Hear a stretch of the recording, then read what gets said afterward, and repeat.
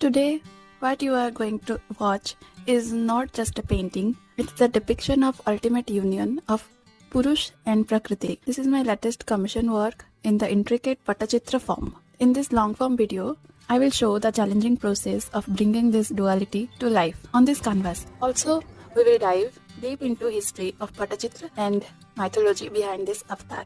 Stick around to see how this incredible piece of philosophy becomes a vibrant work of art. Let's get started with their blessings.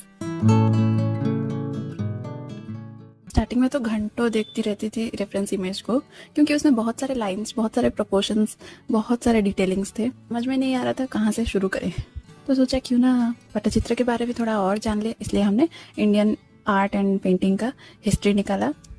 तो उसमें ऐसा था कि पट्टचित्र में पट का मतलब होता है क्लॉथ और कैनवास, और चित्र मतलब पेंटिंग, मतलब कैनवास पर जो पेंटिंग बनाया जाता है। इतना तो हमें पता ही था, पर हमें ये भी पता चला कि जो पट्टचित्र बनाते थे वो लोग डायरेक्टली ब्रश और कलर से बनाते थे, बिना पेंसिल और चारकोल यूज किए। ये हमें बहुत इंटरेस्टिंग लगा, चैलेंजिंग टाइप का था, इसलिए शुरू कर दिया सही साइज के पट को ढूंढते हुए, मतलब कैनवास को ढूंढते हुए। आर्ट स्टोर में पूछे तो वो लोग बोले कि उस साइज का कैनवास नहीं रखते वो लोग, बट लकीली उनके पास कुछ स्टॉक्स थे तो ले आए हम।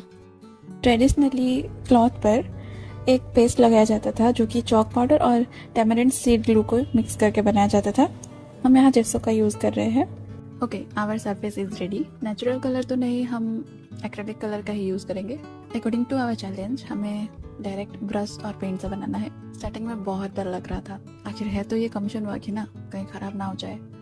पर धीरे धीरे फ्लो आ गया और हम भी प्रोसेस एंजॉय करने लगे अच्छे से।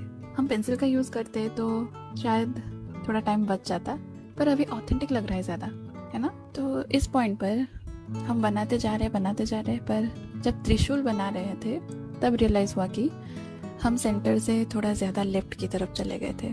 फेस वाला पर्सन ठीक था, बाकी बॉडी थोड़ा ज़्यादा लेफ्ट की तरफ जा रहा था। आई थिंक वीडियो पता नहीं चल रहा है, इसलिए हमने इसे वाइट कलर अप्लाई किया, उसके ऊपर दोबारा आउटलाइन बनाए।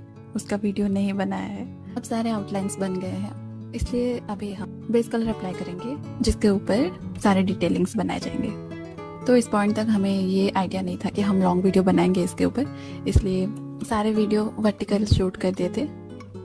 फिर रियलाइज़ किया कि शॉर्ट्स में सारे डिटेलिंग्स, पूरा प्रोसेस दिखाना पॉसिबल नहीं है, इसलिए सोचा कि एक लॉन्ग वीडियो ही बना लेते हैं। अभी तक अप्रॉक्सीमेटली 10 आवर टाइम लग गया है इसमें। नेक्स्ट 10 आवर में कंप्लीट करने का टारगेट है, देखते हैं। Okay, our base colour is done. अब डिटेलिंग स्टार्ट करने वाले हैं। Another best part of this painting. इस बार हम अपने पास ये छोटा सा क्लॉक रख रहे हैं सो दैट आप लोगों को टाइम का आइडिया हो पाए। If you know me and seen my art work, आपको पता होगा I love to make realistic art work and somehow I end up blending every colour, but this time I just applied solid colour to particular area and no blending.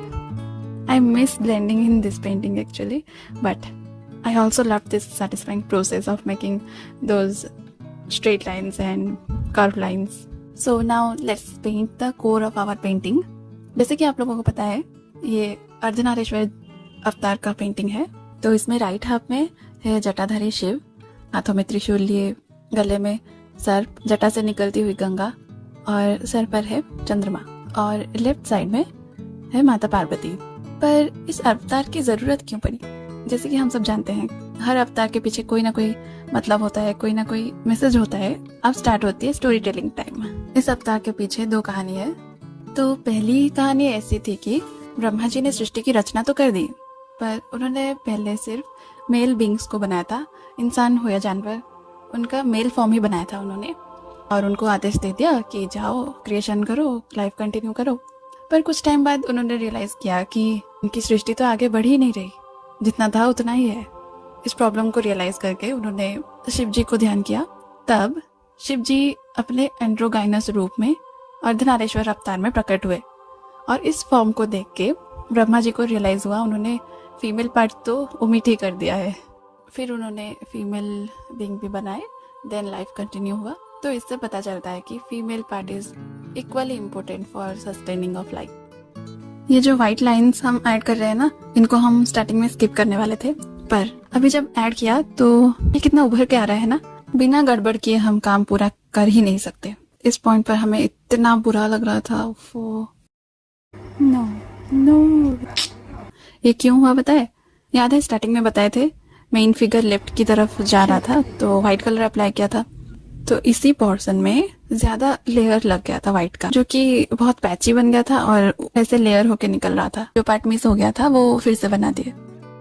दूसरी कहानी ऐसी थी कि ऋषि भृंगी जो कि महादेव के भक्त थे, एक बार पूजा करते टाइम उन्होंने सिर्फ महादेव की परिक्रमा की और पार्वती माँ वहीं पर खड़े थे, उनको इग्नोर कर दिया, तो माँ को बहुत बुरा लगा। अभी हम शिव शक्ति के वाहन को बना रहे हैं, एक तरफ नंदी और दूसरे तरफ शेर। Okay, let's continue. फिर जाके माँ शिव जी के पास बैठी, फिर भी ऋषि भृंगी ने कभी चूहे का रूप कभी सांप का रूप लेके सिर्फ शिव जी की ही परिक्रमा की। तब माता पार्वती ने शिव जी से कहा ऋषि भृंगी को दिखाने के लिए कि वो दोनों एक ही है। तब शिव जी ने अपने ही शरीर के लेफ्ट साइड माता पार्वती को ले लिए, वो दोनों इनसेपरेबल बन गए। फीमेल और मेल इस स्टोरी में की इक्वालिटी को दिखाया जाता है। अब बॉर्डर में जो डिटेलिंग है वो कर लेते हैं। इस पार्ट में बहुत ज्यादा मजा आ रहा था और उतना ही ज्यादा फोकस की जरूरत पड़ रही थी। I just enjoyed every stroke in this painting. अब जब ये कंप्लीट हो गया है तो हमें थोड़ा सा इमोशनल लग रहा है।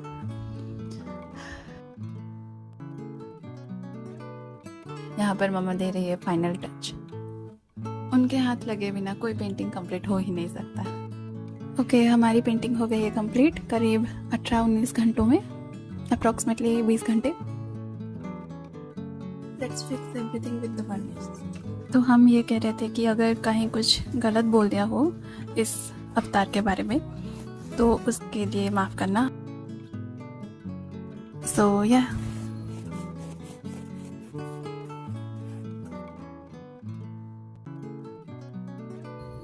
ओके, अभी फ्रेम करवाने लेके चलते हैं।